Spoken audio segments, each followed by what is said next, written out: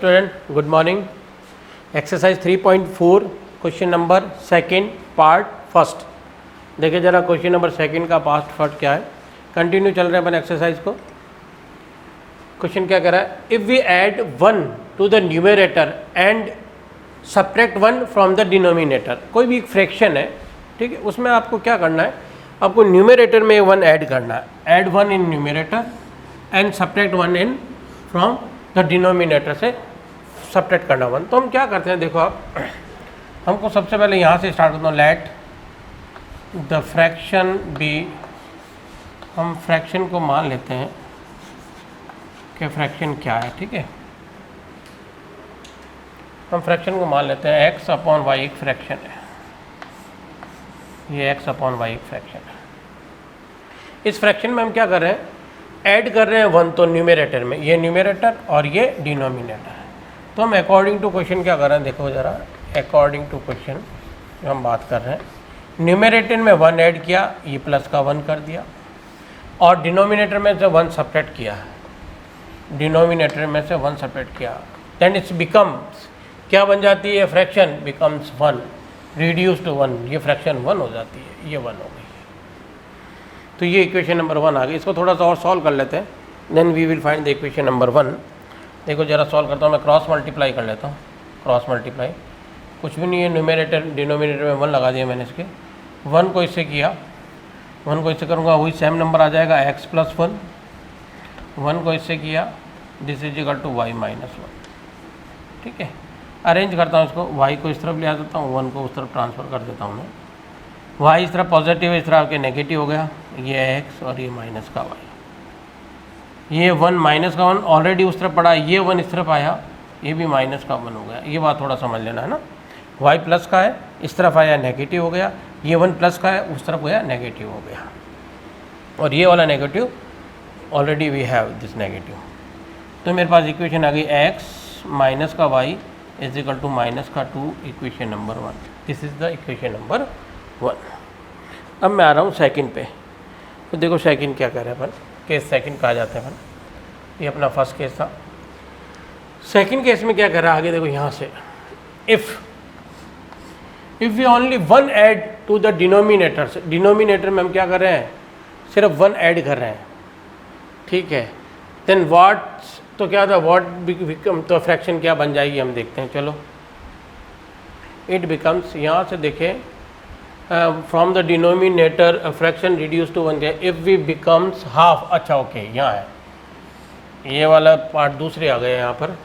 If it becomes half if we only added 1 to the denominator, ठीक है। देखो यहाँ पर अब मैं क्या कर रहा हूँ, दूसरी फ्रैक्शन में, फ्रैक्शन वही है मेरे पास x अपॉन वाई, और वो क्या रहा है, आपको क्या करना है, डिनोमिनेटर में 1 एडेड टू डिनोमिनेटर, ये डिनोमिनेटर है, ये न्यूमरेटर, और ये डिनोमिनेटर में 1 ऐड करना है, तो ये फ्रैक्शन क्या बन जाती है, 1/2 बन जाती है, it reduce to 1/2।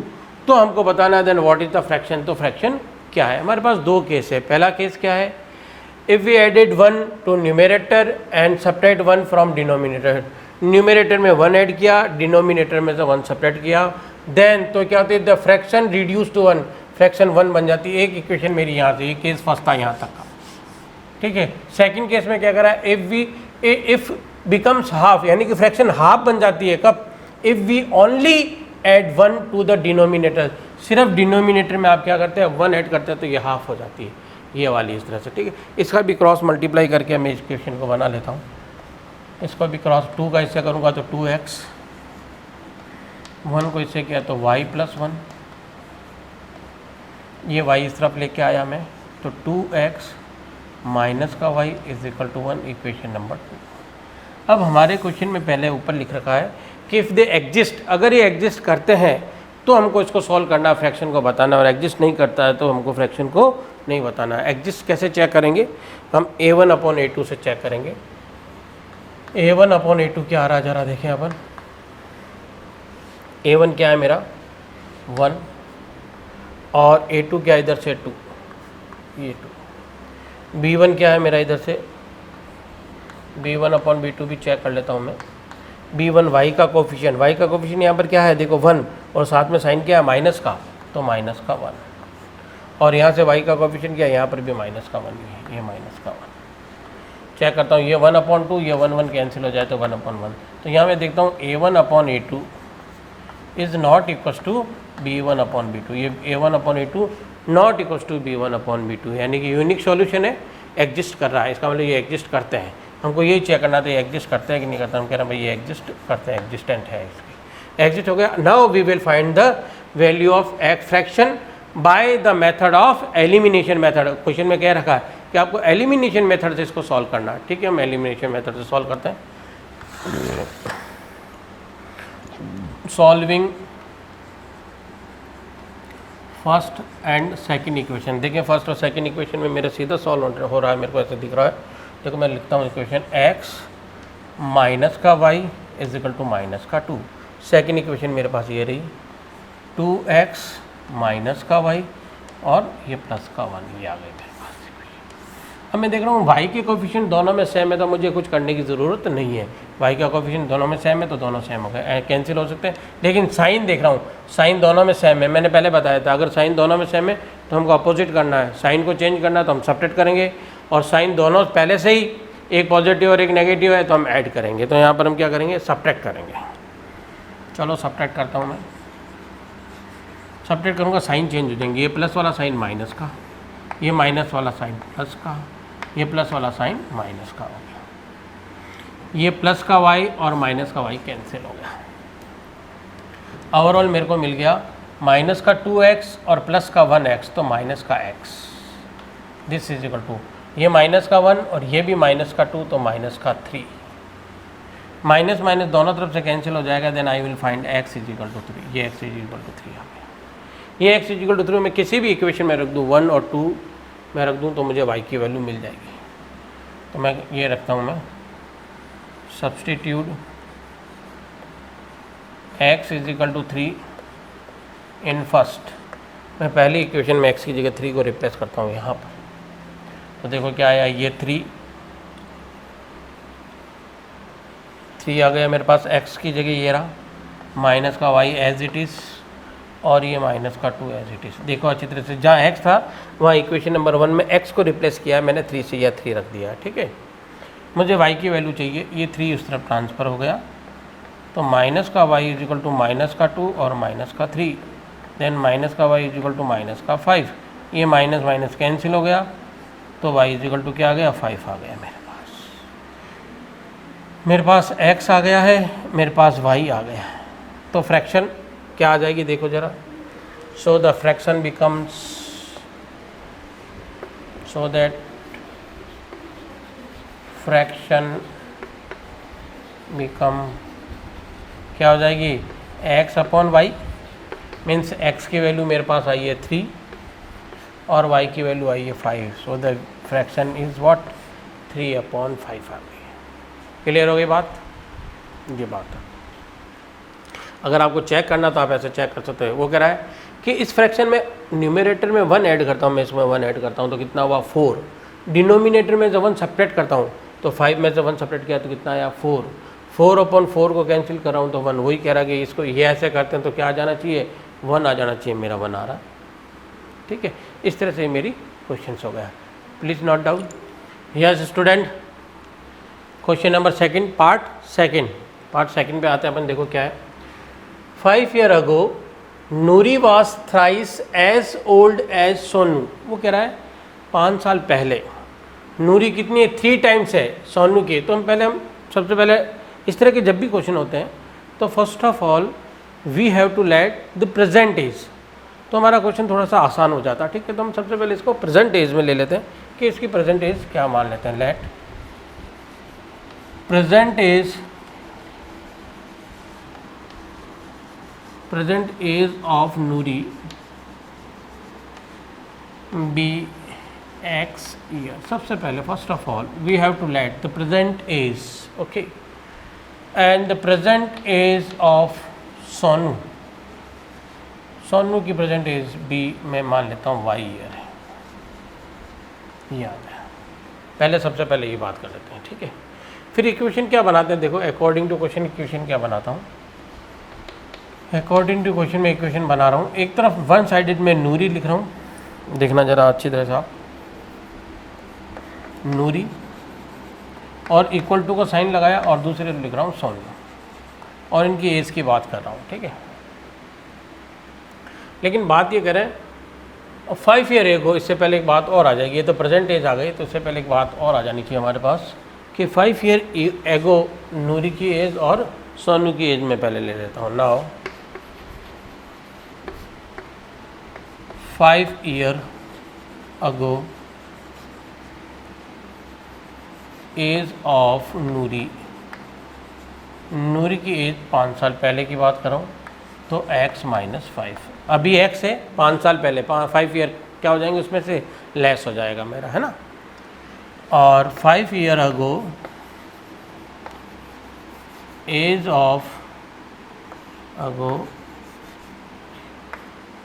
Of Sonu, Sonu की एज क्या हो जाएगी, तो अभी y है तो 5 ईयर बाद में कितनी हो जाएगी, y माइनस 5 ईयर हो जाएगी। ईयर साथ में आप लिखना जरूर, ये ईयर हो गई, ठीक है। अब क्वेश्चन क्या कह रहा है, अकॉर्डिंग टू, अब आता हूँ मैं अकॉर्डिंग टू क्वेश्चन, ठीक है। अब अकॉर्डिंग टू क्वेश्चन आ रहा हूँ, अब जरा समझना, बहुत अच्छी बात है समझने की, है ना। एक तरफ मैं लिख रहा हूँ नूरी और एक तरफ लिख रहा हूँ मैं सोनू, ये सोनू लिख दिया।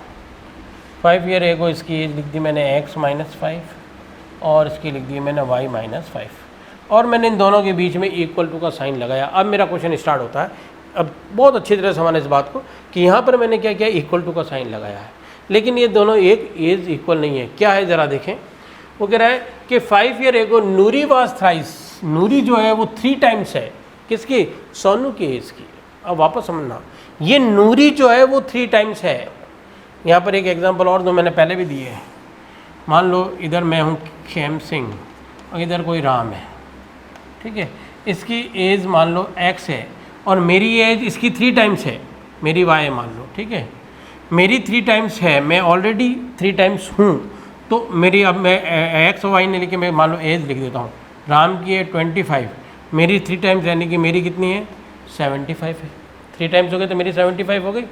अब बात ये आ रही है कि यहाँ अपन ये देखें, ये 3 टाइम्स 75 है अगर मेरी, तो इसकी एज 3 टाइम्स करना हो तो ये 3 टाइम्स ऑलरेडी है, मुझको इसको करना तो इसको 3 से मल्टीप्लाई करूँगा तो ये भी कितना हो जाएगा 3 टाइम्स हो जाएगी। लेकिन हम क्या कर जाते हैं, गड़बड़ ये करते हैं कि ये 3 टाइम्स है, हम इसी को 3 से मल्टीप्लाई करेंगे तो हमारा क्या हो जाएगा, रॉन्ग हो जाएगा। इसको 3 से मल्टीप्लाई नहीं करना है मेरे को, समझ में आई ना बात, ये अच्छी तरह से समझने की बात है।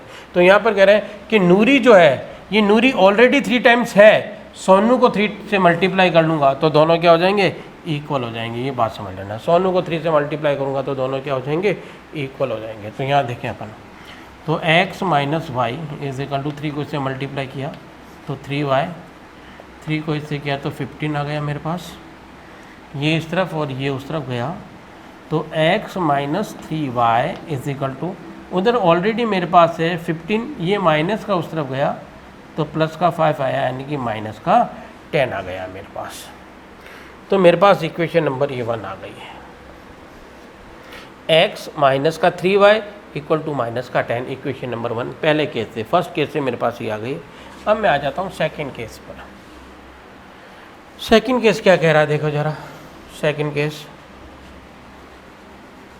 ये सेकंड देखना, आगे चलते हैं।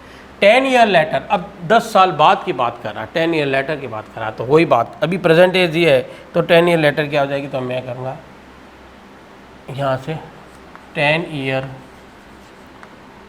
Letter age of Noori, Noori की एज 10 ईयर लेटर कितनी हो जाएगी, अभी x है तो 10 साल बाद हो जाएगी x plus 10।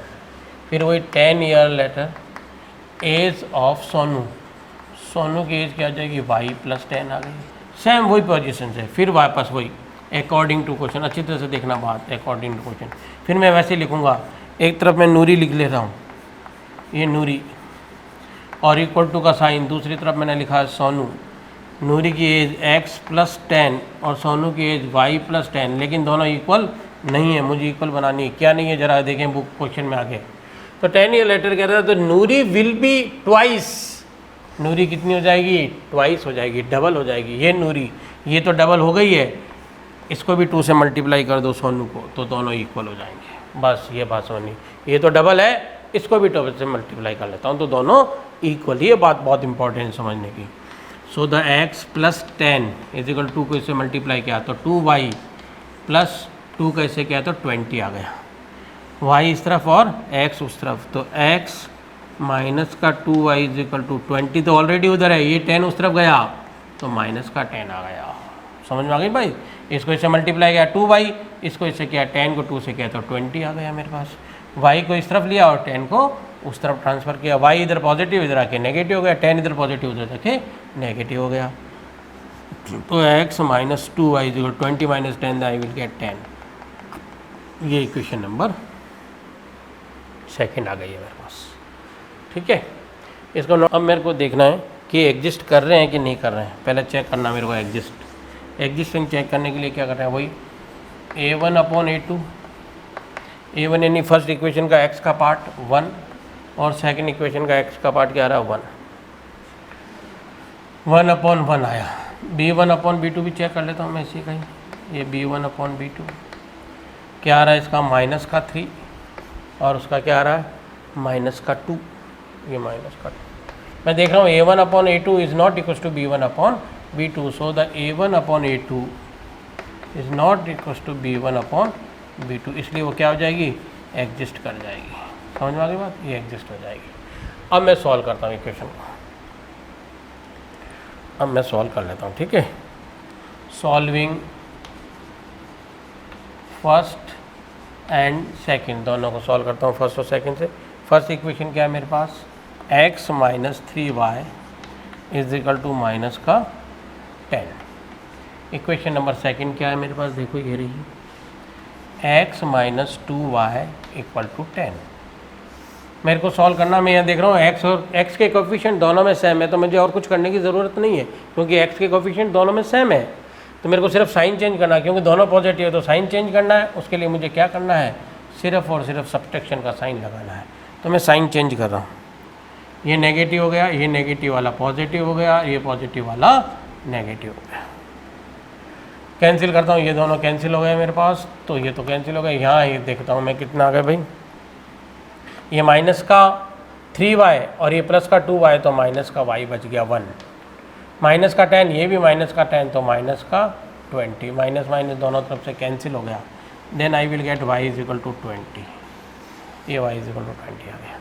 y is equal to 20 में इक्वेशन नंबर किसी में रख दूँ, 1 या सेकंड किसी में भी रख दूँ, तो I will get the value of x। तो यहाँ कह देता हूँ y is equal to 20 put in, first में ही रख देता हूँ इस वाले में। तो x को एज इट इज रखा माइनस का 3 और y को रिप्लेस कर दिया मैंने 20 से। यहाँ देखना अच्छी तरह से, x को एज इट इज का 3 एज इट इज, y को रिप्लेस किया 20 से, और इक्वल टू कितना है माइनस का 10, ये माइनस का 10। So this is equal to क्या आया, देखो ये तो x माइनस का 20 को 3 से किया तो 60 और ये माइनस का 10, ये उस तरफ चला गया मेरे पास। तो x is equal to minus का 10 प्लस का 60, तो ओवरऑल आई विल गेट 50। तो x की वैल्यू कितनी आ गई मेरे पास, 50 आ गई। ये x की वैल्यू 50 और y की वैल्यू 20। तो इससे मेरे को एज मालूम चल गई नूरी, और इसकी नूरी को मैंने क्या माना था x, तो नूरी की एज आ गई है 50 ईयर्स और सोनू की एज आ गई है 20 years. Okay yes student, question number second part 3 is a very important question, बहुत इंपॉर्टेंट क्वेश्चन है। आप बहुत अच्छी तरह से समझना इस क्वेश्चन को कि कितना इंपॉर्टेंट क्वेश्चन है ये। तो देखिए अपन क्वेश्चन को बहुत अच्छी तरह से समझना है, मैं बार बार बता रहा हूँ आपको कि क्या है, बहुत अच्छी तरह से वापस एक बार क्या कह रहा है देखो।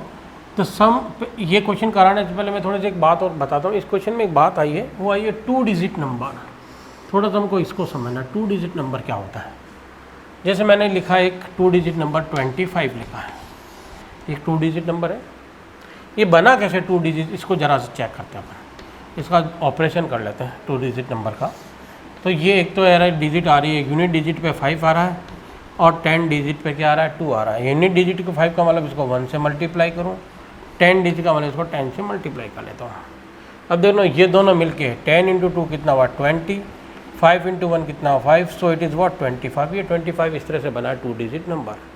तो हम जब भी 2 डिजिट नंबर लेते हैं तो किस तरह से लेते हैं, देखो ज़रा। 2 डिजिट नंबर लेने का मेरे पास तरीका ये x plus 10y, x plus 10y, ये जो x है ये यूनिट डिजिट है, कौन सा वाला है, यूनिट नंबर पर रहने वाला, और ये टेंस वाला है, ये टेंस वाला है, ये टेंस नंबर पर रहने वाला है। जो यूनिट डिजिट पे रहता है उसको 1 से मल्टीप्लाई करते हैं, और जो टेंस पर रहता है उसको 10 से मल्टीप्लाई करते हैं। ये बहुत इंपॉर्टेंट बात है कि 2 डिजिट नंबर होता कहता है। फिर और देखना, ये जो 2 डिजिट नंबर है 25, अगर इसका डिजिट की सम की बात करूँ तो 2 + 5 7 है, ये डिजिट का सम है, ठीक है।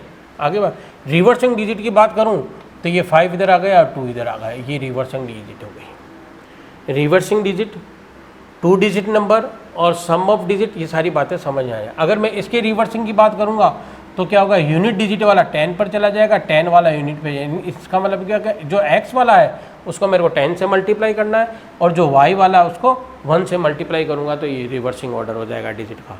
तो मेरे पास क्या क्या चीज़ें आ गई, ये जो चीज़ समझने की 2 डिजिट नंबर क्या है। तो 2 डिजिट नंबर, इस तरह का कोई भी 2 डिजिट नंबर है उसका यूनिट प्लेस और उसका 10 प्लेस होता है। यूनिट प्लेस को मैं 1 से मल्टीप्लाई करता हूँ, 10 प्लेस को मैं 10 से मल्टीप्लाई करता हूँ, ये बात समझने की। अब देखो, अब मैं क्वेश्चन पे आता हूँ। पहले ये तो थोड़ी सी मैंने बात समझा दिया आपको, क्वेश्चन पे आ रहा हूँ। देखो आप, तो यहाँ पर देखें अपन कि लेट ये 2 डिजिट नंबर को मैंने लिया है, ये 2 डिजिट नंबर है मेरा, 2 डिजिट नंबर है x + 10y, ठीक है, ये आ गया 2 डिजिट। अब वो कह रहा है the sum of the digit of 2 digit number is 9, यानी कि अगर ये डिजिट का सम करता हूँ तो मेरे पास कितना आ जाता है, 9 आ जाता है। तो 2 डिजिट का सम, यानी कि एक तो यूनिट डिजिट पर है x है और 10 डिजिट पर क्या है मेरे पास, y है। तो सम ऑफ डिजिट क्या हो गया, तो sum of digit, sum of digit का मतलब हो गया x + y, और वो कितना है, 9, इक्वेशन नंबर 1। ये अकॉर्डिंग टू क्वेश्चन है, ये बात आ गई एक तो अपने पास कि सम ऑफ डिजिट ही आ गया। अब आगे चलते हैं। Also the 9 times the number is twice the number obtain by the reversing the order of the digits, order of the digits, ठीक है। तो मैं कह रहा हूँ कि 9 times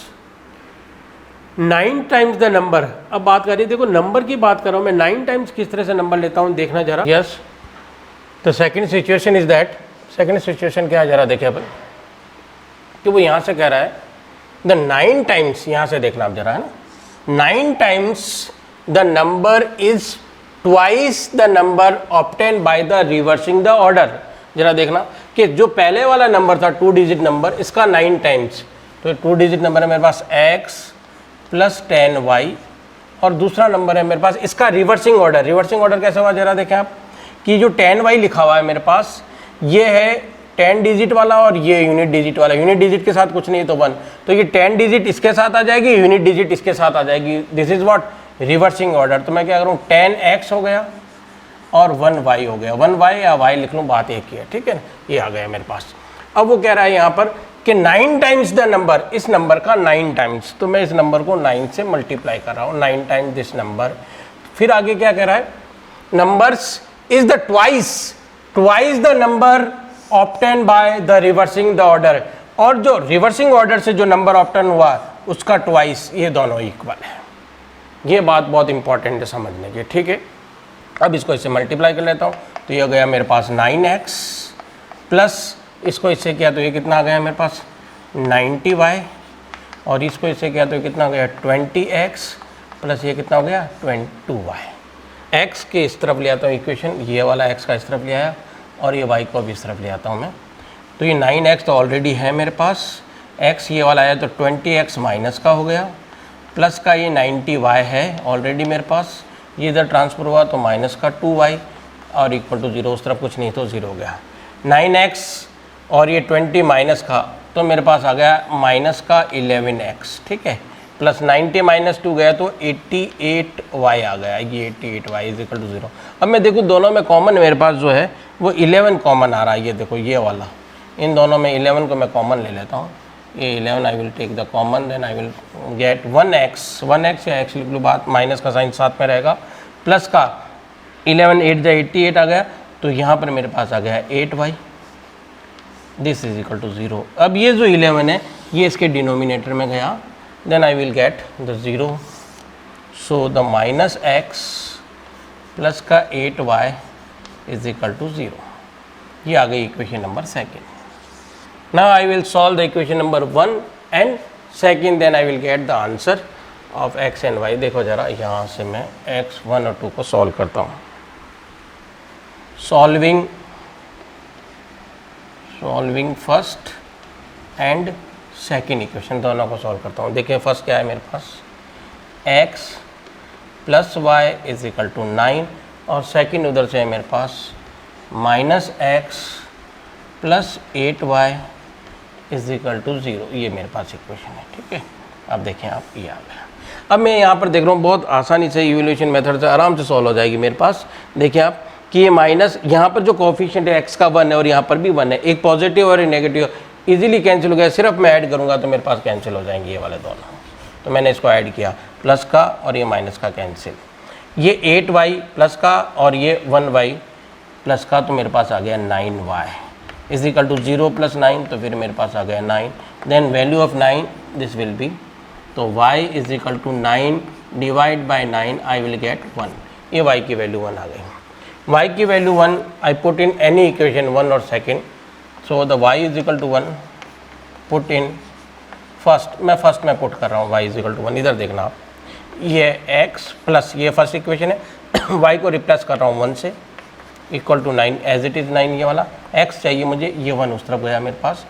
then x is equal to 9 minus 1, then I will get 8, ये आ गया। So the x is equal to 8, x और y मेरे पास आ चुका है। Now the what is the 2 digit number, तो मेरा 2 डिजिट नंबर क्या होगा, तो ये देखो आप यहाँ से अपन आ जाते हैं। 2 डिजिट नंबर मेरा क्या है, ये देखो यहाँ पर। So the 2 digit number is what, 2 digit number मेरा पास है x प्लस 10y, यही मुझे चाहिए। So I will put the value of x और y, मैं x और y की वैल्यू यहाँ सब्सटीट्यूट कर दूंगा। तो x की वैल्यू मेरे पास 8, तो ये 8 आ गया, प्लस का 10 और y की वैल्यू मेरे पास आई है 1, ये 1 आ गया। तो 8 प्लस 10, 10 1 जा 10, तो 8 प्लस 10 कितना हो गया 18। तो ये मेरे पास 2 डिजिट नंबर आ गया है 18। थोड़ा सा चेक करें अगर आप इसको, तो ये कह रहा है 2 डिजिट नंबर कैसा, वो कह रहा है यहाँ पर देखो फर्स्ट लाइन में कहा है कि the sum of the 2 digit number is 9, यानी इन दोनों का सम, डिजिट का सम 9 आ रहा है। देखो 1 प्लस 8 कितना आ रहा है 9, ठीक है, ऐसे चेक भी कर सकते हैं अपन। So the question is over, ठीक है। Second part, fourth exercise 3.4, okay. But the Meena went to the bank to the withdrawal 2000 rupees and she asked the cashier से क्या कह रही है, to give her to rupees 50 and rupees 100 note, यानी कि उसको 50 रुपीज़ के नोट और 100 रुपीज़ के नोट चाहिए, okay. Meena got 25 notes at all, total उसको नोट जो है वो 25 मिला है। Find how many notes of rupees 50 and rupees 100, हमको क्या चाहिए, रुपीज़ 50 और रुपीज़ 100 के नोट। तो लेट, हम यहाँ से स्टार्ट करते हैं हमारे क्वेश्चन को कि let the number of rupees 50 note be x and the number of rupees 100 notes be y। हम x और y मान लेते हैं दोनों, और ओवरऑल उसको नोट कितने मिले, ओवरऑल सी गॉट 25 नोट्स, ओके। एक इक्वेशन हमारे पास ये आ गई भाई, मैं कह रहा हूँ 50 रुपीज़ के नोट x है और 100 रुपीज़ के नोट y है, तो टोटल कितना होगा, x प्लस y हुआ मेरे पास, ठीक है। तो टोटल नोट, एक इक्वेशन आ गई according to question, case first हो गया मेरे पास। तो टोटल नंबर ऑफ नोट्स हो गए, 50 रुपीज़ के नोट है x और 100 रुपीज़ के नोट है 5, ये दोनों मिला के मेरे पास है 25 नोट्स। तो ये इक्वेशन नंबर 1 आ गई है मेरे पास कि 50 रुपीज़ के नोट और 100 रुपीज़ के नोट कितने कितने हैं, तो टोटल उसने 25 नोट है, एक इक्वेशन आ गई। दूसरा क्या कर रहा है, सी विड्रॉल, कितने विड्रॉल किए उसने, 2000 नोट्स कैशियर से लिए हैं उसने। आगे बात है कि फाइंड हाउ मैनी, ये वाला। अब यहाँ से स्टार्ट करते हैं दूसरी बात, और कि यहाँ पर जो है मैं ये मान रहा हूँ कि ये जो 50 रुपीज़ के नोट है वो x है और 100 रुपीज़ के नोट है y। टोटल विड्रॉल कितना हुआ, अब देखो केस फर्स्ट तो ये था मेरे पास, अच्छी तरह से देखना आराम से क्वेश्चन को, मैं थोड़ा सा वापस आराम से समझाता हूँ इस क्वेश्चन को आपको कि यहाँ पर वापस देखें हम कि हमारे पास जो है 50 रुपीज़ के नोट जो है वो मैं कह रहा हूँ एक्स है और 100 रुपीज़ के नोट कितने हैं वाई है। तो टोटल कितना और टोटल रुपीज़ कितना आ रहा है उसके पास 2000 रुपीज़ आ रहे हैं। ठीक है, तो मैं यहाँ से स्टार्ट करता हूँ कि अगर मेरे पास 50 रुपीज़ के नोट एक होता, ठीक है, तो मैं एक्स को 50 को 1 से मल्टीप्लाई करता। अगर 50 रुपीज़ के 2 नोट्स होते हैं तो 50 को 2 से मल्टीप्लाई करता। 50 रुपीज़ के 3 नोट्स होते तो मैं 50 को 3 से मल्टीप्लाई करता। सेम एज मैं कह रहा हूँ 50 रुपीज़ के कितना नोट है मेरे पास x, तो मैं 50 को x से मल्टीप्लाई करूँगा। सो द 50x हो गया ये तो एक। इसी तरह y जो है वो है 100 रुपीज़ के नोट। अगर 100 रुपीज़ के नोट 1 होता तो मैं 100 को 1 से मल्टीप्लाई करता। 100 रुपीज़ के मैं अगर वहाँ से 2 नोट रहता तो 100 को 2 सेम एज, तो मैं कह रहा हूँ 100 रुपीज़ के कितने नोट है मेरे पास y, तो 100 को y से मल्टीप्लाई करूँगा। तो ये 100 को मैंने y से मल्टीप्लाई किया, ये दोनों। तो टोटल मेरे पास जो रुपीज़ आए वो 2000 आए। ये टोटल रुपीज़ कितना आया 2000। ये इक्वेशन नंबर 2 बन गई मेरे पास। एक इक्वेशन नंबर 1 और इक्वेशन नंबर 2। इन दोनों को सॉल्व करके मैं एक इक्वेशन, इसको थोड़ा सा और इजी कर सकता हूँ इस इक्वेशन को। देखो 50 अगर कॉमन आ रहा है मेरे पास, ये 50 कॉमन आ गया तो ये x हो गया, 52 जा हो गया 100, ये 2y हो गया मेरे पास। This is equal to 2000। मेरे को ये वैल्यू चाहिए तो 50 इसके डिनोमिनेटर में, अच्छी तरह से देखना, ठीक है भाई। यहाँ आया तो अब मेरे पास इक्वेशन आ गई ये वाली, x प्लस इधर से आया 2y इज इक्वल टू 2000 और डिवाइड बाय 50। ये 10 से 10 कैंसिल हो गया, ये 4 टाइम्स तो 40 हो गया मेरे पास। तो equation is reduce in this form, 2y is equal to 40। ये इक्वेशन नंबर कितनी आ गई मेरे पास 2nd। तो this is equation number 1 and this will be the equation number 2nd. Now I will solve the equation number 1 and 2nd. First और second को solve करता हूँ दो। तो solving equation number 1 and 2nd, first और second को solve करता हूँ। देखो मैं यहाँ पर इक्वेशन नंबर 1 है मेरे पास x plus y is equal to 25 और इक्वेशन नंबर 2 है मेरे पास x plus 2y is equal to 40। Okay, यहाँ देख रहा हूँ मैं कि x के कोफिशिएंट दोनों में क्या सेम है, x के कोफिशिएंट दोनों में सेम है, तो मेरी तो बात खत्म हो गई, कुछ करने की ज़रूरत नहीं, सीधा सीधा मैं, लेकिन साइन सेम है तो मेरे को सब्ट्रैक्ट करना पड़ेगा, ये हम पहले से बात सीख ली। और साइन डिफरेंट होते हैं तो हम क्या करते हैं, ऐड कर लेते हैं। तो साइन सेम है तो सब्ट्रैक्ट कर रहा हूँ, सब्ट्रैक्ट करूँगा साइन चेंज हो जाएंगी। ये प्लस का साइन माइनस, ये भी प्लस वाला माइनस हो गया, ये प्लस और ये माइनस कैंसिल, माइनस का 2y प्लस का 1y, तो माइनस का 1y बच गया मेरे पास रिमेनिंग। यहाँ से माइनस का 40 और प्लस का 25, तो माइनस का 15 बच गया। माइनस माइनस दोनों तरफ से कैंसिल हुआ, then y is equal to I will get 15। y कितना आ गया मेरे पास 15। अब मुझे x की वैल्यू चाहिए, ये वैल्यू सब्सटीट्यूट कर देता हूँ मैं किसी भी इक्वेशन में, 1 2 में जो इच्छा हो। तो मैं कह रहा हूँ y is equal to 15, substitute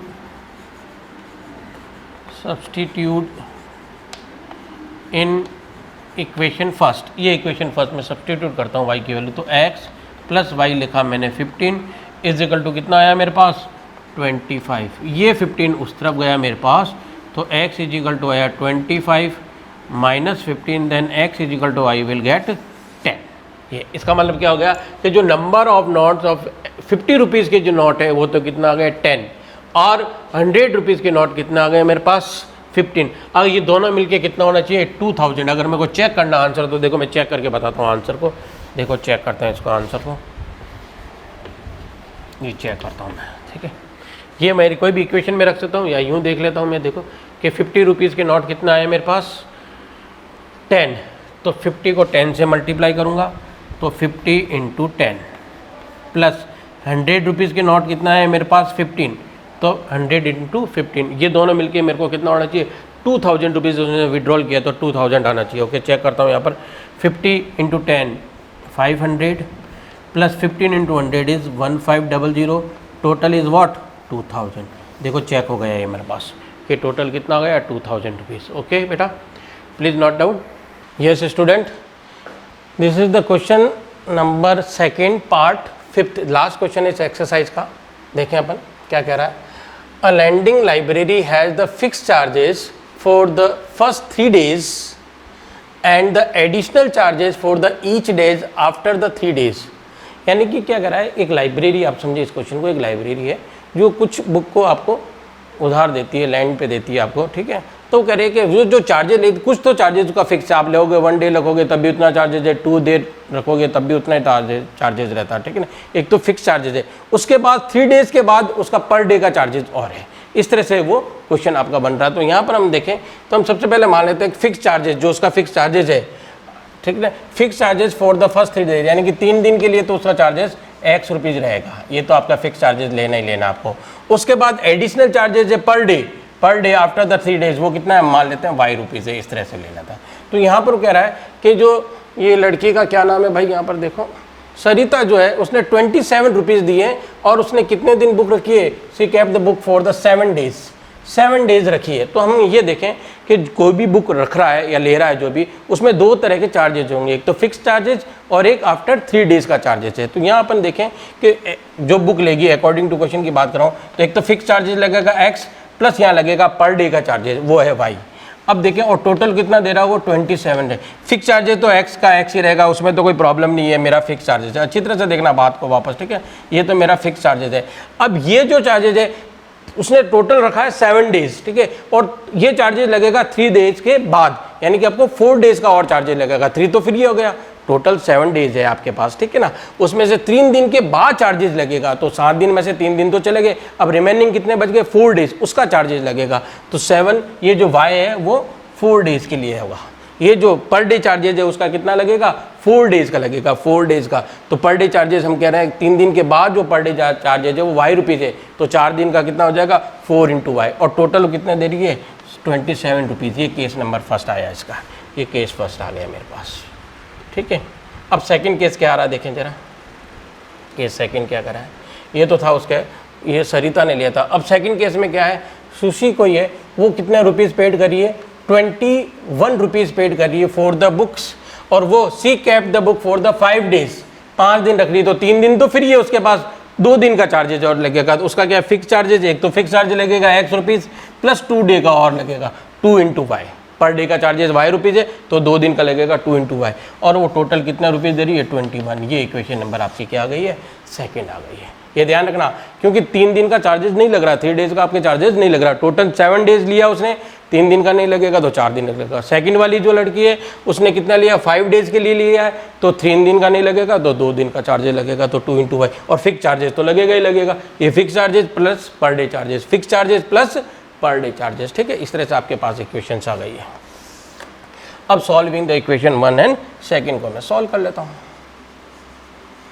solving first and second equation, दोनों को सॉल्व करता हूँ। मेरे पास x के कोफिशिएंट सेम है तो मुझे कुछ करने की ज़रूरत नहीं है ज़्यादा। तो ये x plus 4y is equal to 27 और ये x plus 2y is equal to 21। Solve करता हूँ, x के कोफिशिएंट दोनों में सेम में, तो मैं साइन को चेंज करना पड़ेगा मेरे को, प्लस वाला माइनस, माइनस वाला प्लस, ये और ये कैंसिल हो गया मेरे पास। प्लस के 4 माइनस के 2y, तो मेरे पास 2y बच गया। ये 27 में से 21 गया तो मेरे पास 6 बच गया। So the y is equal to 6/2, cancel करूँगा तो 3, y की वैल्यू कितनी आ गई 3। ये 3 रुपीज़ पर डे चार्जेस आ गए मेरे पास, ठीक है। अब आ रहा अपने पास x फिक्स चार्जेस कितना वो देख लेते हैं, तो y की वैल्यू रख देता हूँ। Putting the value of y is equal to 3 in first, किसी भी इक्वेशन में रख सकता हूँ, कोई प्रॉब्लम नहीं, मैंने फर्स्ट में रख ली। चलो, तो x को एज इट इज़ रखा प्लस 4 और y को रिप्लेस किया 3 से। ये वाली इक्वेशन देखना, x को इस तरह से रखा मैंने, x को एज इट इज़ रखा, 4 को एज इट इज़ और y को रिप्लेस किया है 3 से, इज इक्वल टू कितना है मेरे पास 27। ये उस तरफ ट्रांसफ़र हो जाएगा मेरे पास, तो x इज इक्वल टू 3 × 4 कितना हुआ 12, तो 27 माइनस का 12, तो x इज इक्वल टू कितना आ गया मेरे पास 15 आ गया। ये मेरा फिक्स चार्जेस है 15 रुपीज़ और पर डे चार्जेस कितना है उसका 3 रुपीज़। इस तरह से आप लिखेंगे कि पर डे चार्जेस और fix charges. Okay, write down, the exercise is over now.